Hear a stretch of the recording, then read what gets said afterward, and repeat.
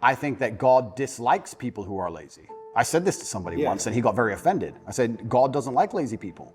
God has created you and he wants to see the absolute best you can be.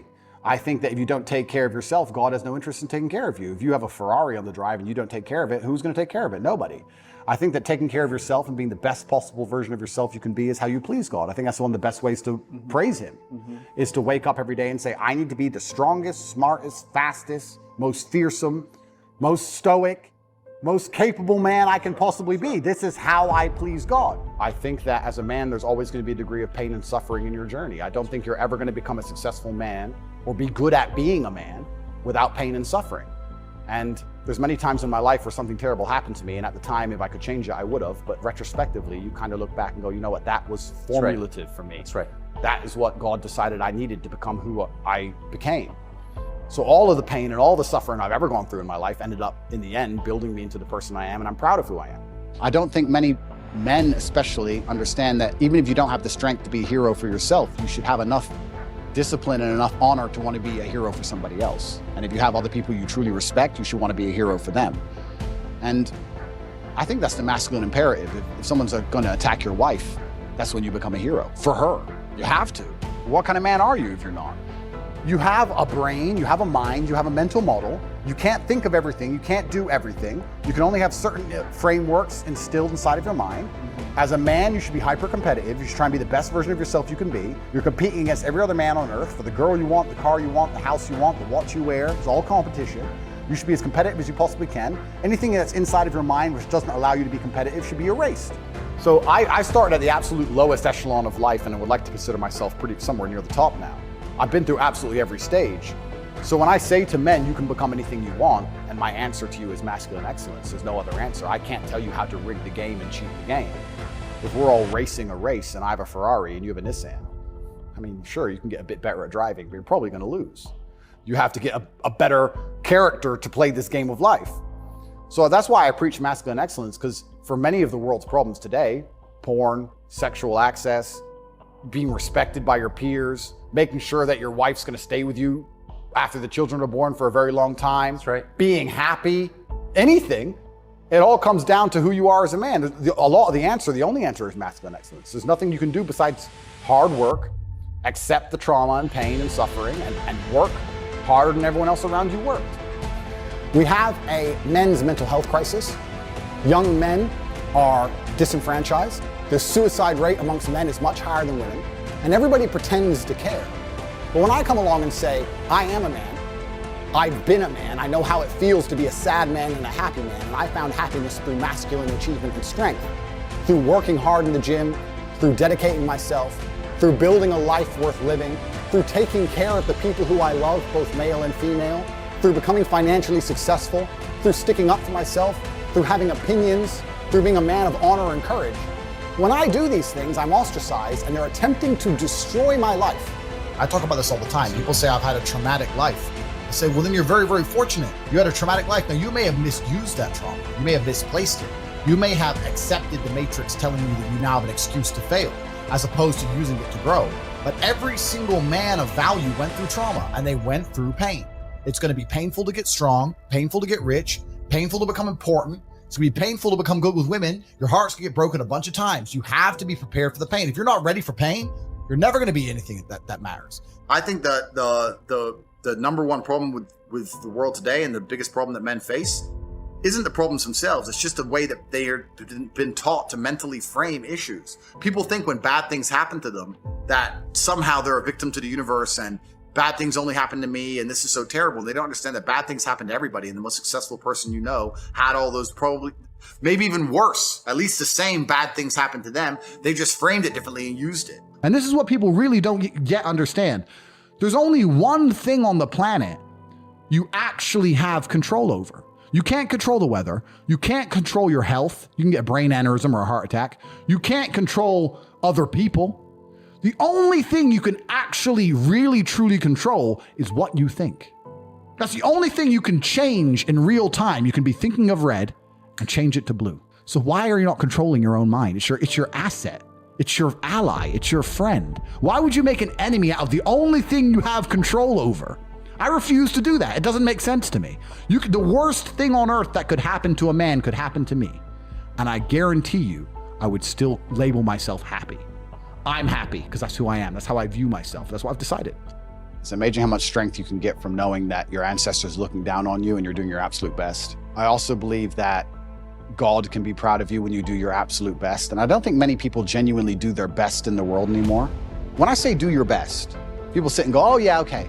No, when's the last time you actually did your best? Like, I don't train to run marathons, but I know if I gave my best, I could run a marathon right now, first try. If I gave my best, life depending on it. When's the last time people have genuinely given their best to anything? There are people going through the world and going through life today that don't give their best or 100% effort to anything ever. Ever. They can't remember the last time they tried. I think it's very difficult to do nearly anything important if it's not perhaps to a degree driven by love or the desire for love even. I think the reason a lot of men want to become rich is because they want to feel loved or feel important or to matter. Mm-hmm. I also feel like the reason that a lot of men do the things they do is for love either of themselves or of someone else. I think the reason men go to work is because they love their family. The reason you go to the gym is because you love yourself. Mm-hmm. If you take a man and give him a life shielded from problems and he never has any to face, I guarantee you he's terrible at being a man. The best men in the world have gone through shit. That's why women love scars, because it didn't kill you. That's the whole point of it, right? So the best thing you can do as a man is look and go, okay, this is hard, this is hard, this is hard, this is hard. I feel negative because these are all so difficult. I'm struggling with X, Y, Z. Let me internalize all of that and turn it into a superpower. Let me become genuinely uncomfortable with my situation in life and go and fix things. Because like I said, the universe is absolutely and utterly very giving. And if you truly hated being in the position you were in, you wouldn't be there very long. When men say to me they're depressed, with unlimited options, with the capability to become anything you desire, with God giving you a full and able body and mind, how do you have time to be depressed? Mm-hmm. You have so much you could do. There's so much that you need to do to be your best self, and you're competing against men like me, and you're finding hours a day to be sad? No wonder you're gonna perpetually lose forever. That's suicide. So how do you find time to do this? It's brutally ineffective. If you construct a mindset that allows you to be as competent as possible, as opposed to feel any different or feel better, then you're gonna naturally come to the conclusions I've come to. You're as competent as possible if you believe you can affect absolutely everything about your life. You're as competent as possible if you believe absolutely everything that's happened to you, whether good or bad, is completely your fault. You're as competent as possible if you believe the bad things that happen to you are gonna allow you to work harder and become even better. When bad things happen to me, the first thing out of my mouth is good. Good. If any man's honest with himself, think about the biggest transformative stages in your life. Think about the times you got the most work done. It was a bad part of your life. You were heartbroken, or you lost a house, or broke, or whatever. That's when you did shit. There is a huge percentage of the populace which they're beyond saving because they're the worst thing you can possibly be, which is a quitter. Being a quitter is the worst thing you can possibly be. God himself can't make a quitter important, because the only reason the place you're trying to get to has value is because it was difficult to reach. If everybody could reach it, there'd be no value. Value is linked to scarcity. The whole point gold is valuable is because it's not everywhere. If it was everywhere, it wouldn't have any value. The reason the place you're trying to reach is valuable is because people can't get there. So if you're the kind of person who quits, you're never gonna get there. Quitters are the worst. And the masculine world is hyper competitive. This is another thing most people don't understand. Totally agree. It's hyper competitive out here. All the women want a few men at the top. The Ferrari, you don't want a Ferrari to drive fast. You want a Ferrari because other men want a Ferrari and can't have one. It's hyper competitive. So if you're competing against every other man for every dollar you make, every girl you see, the house you live in, the car you drive, the life you live, you're not going to be able to compete with the person who performs regardless of how they feel if you only compete when you feel like competing. And if life is perfect all the time, you don't appreciate anything. I actually think one of the worst lives you can have is a life where everything goes right all of the time. If you're spoiled to that degree, especially as a man, as soon as you reach any kind of difficulty, you're going to crumble. So I've had to get up a bunch of times, and I do not pray for an easy life. I pray for a difficult life with difficult challenges to solve and being strong enough to handle them. I've never tried to make my life easier. In fact, quite the opposite. If you really want an exceptional life and to do exceptional things, you can't only hope for the positive exceptional. The only reason you appreciate being rich is because you were poor. If you were born rich, you don't appreciate it. The only reason you appreciate being in good health is because you were once sick. When you're sick, you'll do anything to be healthy. If you've never experienced sickness, you don't know what health is. There is no light without dark. Perhaps I'll be a happier person and live a more fulfilled life and enjoy my fantastic benefits that come with wealth if I do go. Perhaps I can have a more positive message and more people will know my name if I do go mad. Perhaps I'm ready to martyr myself. Perhaps I am ready to charge at the gunfire. Perhaps I don't care. There is no light without dark. I think the ancient Chinese nailed it when they put the yin and yang together. You have the black and the white and they flow into each other, and there's a little bit of white in the black, there's a little bit of good in the evil, and there's a little bit of evil in the good. And if life is perfect all the time, you don't appreciate anything. I actually think one of the worst lives you can have is a life where everything goes right all of the time. If you're spoiled to that degree, especially as a man, as soon as you reach any kind of difficulty, you're going to crumble. Somebody said to me before, they lack energy and they lack motivation. And I said, nobody lacks energy and motivation. You just focus it in the wrong directions. I would guarantee if you find a person who lacks energy and motivation, he's trying to get girls all day, he's messaging girls on Instagram all day who ignore him. I guarantee he gets road rage when somebody cuts him up. No, you get angry and you have energy and you have motivation when somebody pulls in front of you in traffic or when you see some on Instagram, but you don't have motivation to do anything else. You don't lack energy and motivation. It's pointing in the wrong direction. We all have an innate energy inside of us. We all have a life force, and most people are just directing it in the wrong direction completely. And that's why we're getting decimated in real time. The Matrix has come along and it's distracted us all with bread and circuses. And I refuse to do it. I refuse to sign up to things that don't directly benefit my life or benefit the future for my children. I don't think if a sports team wins, it's going to benefit the future for my children. And I don't think if I jump up and down like a ketamine taking peasant in a concert, it's going to benefit my children. You have 10 years left to save your bloodline from eternal slavery, and you lack motivation? You are born to lose, sir. You are a loser. All of your ancestors who fought saber-toothed tigers should have just laid down and died because they fought their best for you to be born so you can jack off to Pornhub during the last few years where you stand a chance to save your last name from eternal serfdom. You deserve to be born. The last thing you should lack in the mess of the world today is motivation, because you are running out of time. And I'm telling you, as a rich man who made it out, I can see the gap is closing. I can see it. So you should certainly see it. I'm up in the clouds, looking down on the hole closing in. You're down below, looking up, watching it close, and you lack motivation to build a ladder. Oh, well, maybe tomorrow. Maybe government will save me. Maybe if I vote for the liberals, they'll give me money. Slave minds, clowns, fools. The last thing you should lack in the world today is motivation, because truly people are running out of time. When you want to explore all the levels on the map of life, you don't just want all the levels at the top. See, this is the mistake most people make. They sit there in a normal life and they dream of being rich and going on nice vacations and dream of all the nice things. They don't dream of all the bad things. They think they have all the light with none of the dark. That's not how it works. The only reason you appreciate being rich is because you were poor. If you were born rich, you don't appreciate it. The only reason you appreciate being in good health is because you were once sick. When you're sick, you'll do anything to be healthy. If you've never experienced sickness, you don't know what health is. There is no light without dark. So I've had to get up a bunch of times, and I do not pray for an easy life. I pray for a difficult life with difficult challenges to solve and being strong enough to handle them. I've never tried to make my life easier. In fact, quite the opposite. And I think that life is going to continue along this way. If you really want an exceptional life and to do exceptional things, you can't only hope for the positive exceptional. So if you want the highs, you have to accept the lows. And I want the highs. I want to make sure my human experience is as varied as possible. So I've had to get up thousands of times, and I'm sure I'll have to get up thousands of times more, but I know me as a person and I know I'll never stay down. So I'm not afraid. Well, I think that envy is designed to motivate, but the Matrix has taken envy and it's corrupted it. So I've always been, I've told this story on a podcast before, but I've been an envious person. I've told this story because it was so pertinent to me about how most people don't care. I was walking to school. I was walking to sixth form college in Luton. I was 16, 17 years old. And I used to have to walk about an hour each day to school, and it was raining, and I was walking.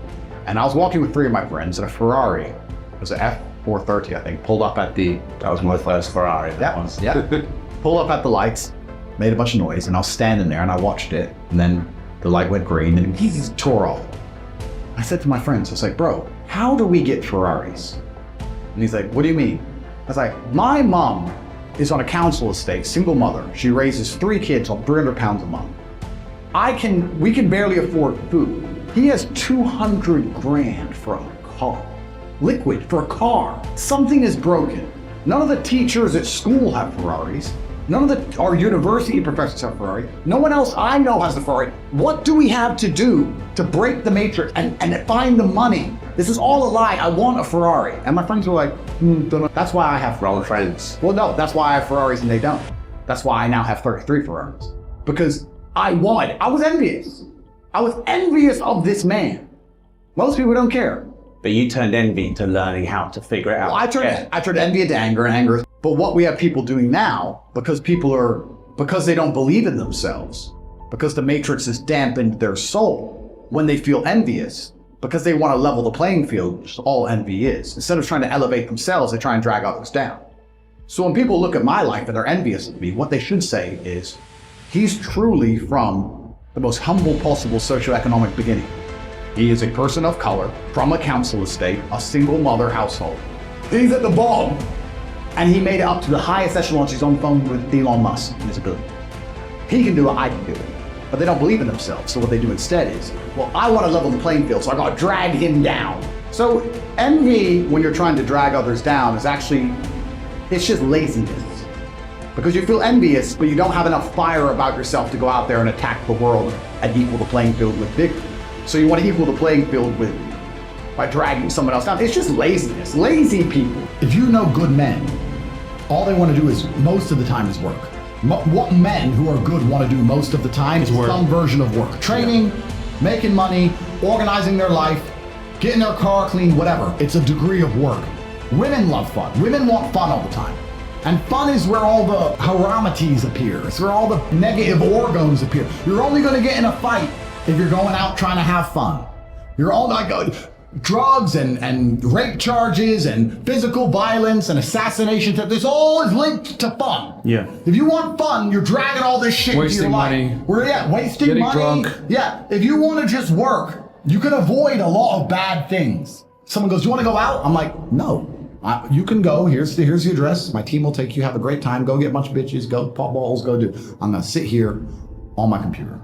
I'm boring, but I guess it generates millions and millions and millions and millions of dollars and millions of dollars. So if you have goals you want to achieve, I ask you, what people do you have around you? What network do you have around you of people you can sit down with and they are competent and they're not lazy and they're not stupid and they're not self-interested and they believe in the greater cause where you can work as a fraternity to achieve said goals? How are we going to do this? We now want to do this. How shall we do it? And we got it done. This is what's another thing that's amazing to me about motivation. I don't feel motivated. Newsflash, neither do I sometimes. You're not gonna always feel like doing it. You have to do it anyway because it's your duty to do it because you don't want to be a fucking loser. That's the whole point. If you felt like doing it all the time, then there would be no magic to it. The magic is that you do it regardless of how you feel.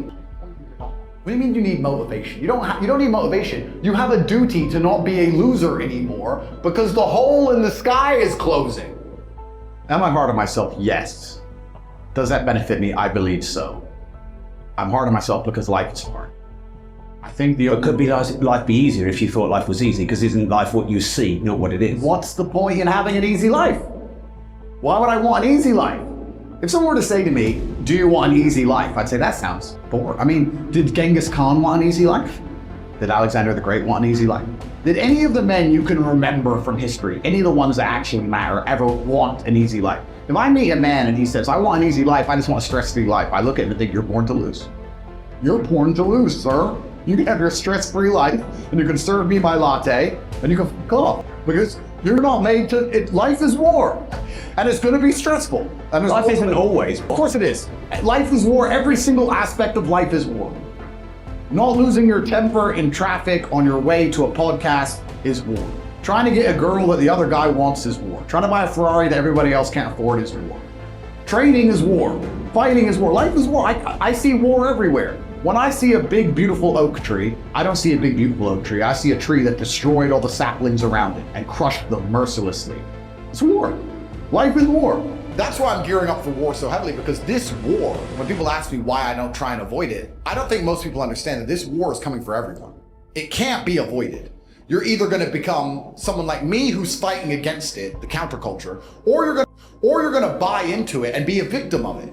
I don't think any man who wakes up and accepts the garbage that the Matrix tells them, that yeah, it's okay to be depressed, like we just talked about. Yeah, you should be running around doing perkies and Adderall and consuming porn and sleeping with a bunch of hoes, and yeah, go to school and get an education and get in debt, and then go get a mortgage and get in debt, and then 9 to 5 and just slave away, and you'll be retired when you're 74, it's gonna be fine. All the things they push, all the standardized mechanisms that a man's supposed to live his life by, I believe lead to crippling depression and sadness anyway. I don't think that makes anyone happy. Let me see. Dude, how do you have so much energy? Because I don't waste my life force. I haven't been to any stupid concerts. I don't take any stupid drugs. I'm not smoking weed like an idiot. I'm not cheering for a sports team. All of my life force is inside of me so I can master the 7 styles of Aikido and tell the conservatives they're fucking dorks. Nerds. That's why they're all nerds. They're nerds. I'm full of life force. I'm the man who will struggle to the end. I'm that guy. If an alligator were to get hold of me, not only would I snap its neck, but let's imagine 20 alligators got hold of me and they got lucky and somehow managed to decimate me until the last second where I lost consciousness, I would be snapping necks of alligators. To the last second, I refuse to die. I'm that guy. I don't waste an ounce of my life force on anything that's unimportant. Ever. So I refuse to be distracted. The Matrix wants to distract me. They've identified me. They're like, Andrew Tate is a threat. He's full of power and he believes in God and he's a slick talker and he motivates people and he has a bunch of money and he's big and strong and tall and handsome and charming and interesting. He's got a Long Johnson. We have to distract this man. We have to give him something he's interested in outside of fighting the Matrix. And they're trying to come at me with all these beauty queens and these sponsorship contracts and I'm resisting it all. No. I have a mission, and I'm on the mission. We're talking to the people. It must be animated. We have a job to do. We must let the people at home know that enslavement's coming for their entire life and their bloodline unless they resist. Stop watching the fucking Super Bowl. Stop going to stupid concerts, and instead be motivated about your family's future. You're gonna feel happy as a man when you feel respected and needed. You need a purpose. People need to need you alive. If you're the kind of man who everyone's life can function perfectly fine if you get struck by lightning, then you're not going to feel happy. You're going to feel happy when you realize that people need you. And for them to need you, you have to be useful and you have to be competent. And whether that's children or your girlfriend or your parents or anyone else who cares about you, I think living for other people is one of the most beautiful things a man can do because it gives you a purpose, a higher purpose. And most of the men out there who live normal lives do exactly that. Why do they work jobs? They work jobs for other people. They don't do it for themselves. They don't even keep most of the money. It goes on the kid, the wife, the house, and they're taking care of others. And that's a masculine imperative God has instilled in us, and it's a beautiful thing. And I think if you're going to do that, you may as well do it for your own offspring. Who else are you doing it for? My favorite food is pride. I do, and I don't know if that's a bad thing, but I love when my woman comes to me and goes, you know what? You just fix everything. They had you in jail. You were supposed to be done. They're lying about you all over the MSN. They're saying you're a human trafficker. They stole all your money. They froze all your banks. Why am I on a jet with roses? Because I'm the top G. That's why. Because I'm that guy. She's like, you've just never failed. I've never seen you fail. I said, correct. I do not fail. So when I see somebody who doesn't have what they want, I know they haven't tried their hardest. And that's a constant universal fact. I've never seen somebody truly dedicate themselves to anything and fail. I've never seen anybody truly try and fail in history ever. So I wake up and go, let me do the math. If I never worked again, I could spend $422,000 a day for this. I have all the cars. Do I need to go? You know, maybe I'll have a coffee. Let me try and chill out. And within 22 minutes, I'm out. There's nothing else to do. There's nothing else to do. And I can't stop myself working as a person who doesn't need money. And then there's people with no money who don't. It blows my mind. Which is why the winners are winners and the losers are losers. Losers do a little bit of work and rest. Winners work as hard as possible and worry they're not working hard enough. It's just a separation of personality types. And it's almost like you can't save these people. So am I hard on myself? Yes. Will that change? No. Life is war, life is hard, you're supposed to be hard on yourself. Perhaps most men would benefit from being a lot harder on themselves. I think I see a lot of men coming up with a lot of excuses for permanent failure. I see it all the time. Why? I can't pay my bills. Okay, cool. Why? Oh, you know, because it's hard. It's all just sympathy bull. I don't want to hear it. It's garbage. It's hard for everybody, and you're gonna have to just be harder on yourself and pull it off. Or fail. And don't talk to me. Bro, I don't know what to say. I don't want to come across as a psychopath, but It's like life is difficult. I made this decision to be this man, and I understood exactly what it comes with. And a lot of people at the bottom see all of the benefits. They see our cars, see the private jets, they see the girls, they see the status, and they want all of that, but they don't want the negatives, and that's why they're never gonna get it. Yep. Because on your way up, you're gonna start getting hit with the negatives, you're gonna be derailed. There's no way to get to the top without dealing with monumental levels of stress. I often say the reason a lot of people don't have the things they want is they couldn't handle the things they want. They couldn't handle the life that is required to get the things they want. They simply would get anywhere near it and start to panic and pussy out and just go on holiday and hide on a beach and delete their social media. Even comments. Bro, mean comments about street problems. You think I give a about mean comments from some anal? It's difficult for me to put into words how much I don't care. But there's people out there that do care. Yeah. And then they think, oh, I want to be like Top G, but you can't handle a comment on the internet. Bro, these people are born to lose. So you have to decide, you need to look in the mirror and really make a decision, because I think perhaps if you want to build a life, choosing your life path and knowing which life path you want to go down is going to allow you to be the most effective in the construction of that life. If you say, I can't handle that stress, I want to be somewhere in the middle, then accept it, accept the good and bad that comes with that, accept the kind of life you want to build and go do it. But don't sit there and say, I want to be Top G, I want to live this great life, and you're not prepared for war. So I said this even to a girl I was dating. I said, you're happy all the time. And I love that. Because I'm stressed. And I'm not complaining about being stressed. I think the masculine role is to wake up stressed. I wake up stressed. I wake up and I've got a bunch to do, a bunch of people to talk to, a bunch of money to make, etc. I'm stressed.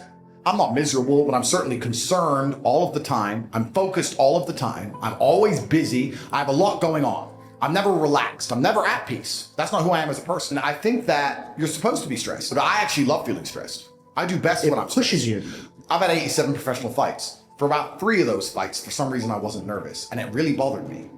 So why am I not nervous? I like feeling nervous. I like being stressed. I fight better.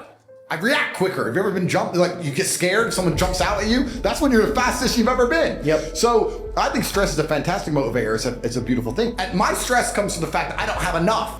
But is it for me, or is it for just being able to care about all the people I care about? If you don't have the mental control to force yourself to do push-ups, or force yourself to be happy and distract yourself with something asinine, or force yourself to change your own thoughts, you're gonna sit there in a cycle of depression and sadness.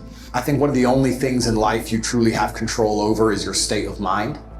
You can't even control if your heart keeps beating. It can stop anytime it wants. You can't control the weather. You can't control if the police bust your door down. You can't control if the Matrix decides to coordinate all of the media in the world to say you're something you're not. You don't have control over much, but you do have control over your state of mind and how you react to things. And I see God in all things.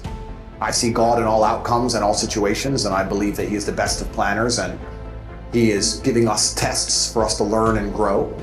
And I never allow my state of mind to betray me. I've never lost control of my head. I've never felt depressed. I've never felt sad. I've never felt sorry for myself. I've never been able to get rid of a thought I didn't want to get rid of. And I think that we live inside of our own minds, and as long as you control your mind, you get to control your reality. So I don't think I've ever lost control. And I don't think I ever will lose control. No matter what happens to me, I'll always control my mind and control how I view it. And I view all things as a positive, no matter how negative they seem. I see the positive in everything, and I see the lesson in everything, and I see God in everything.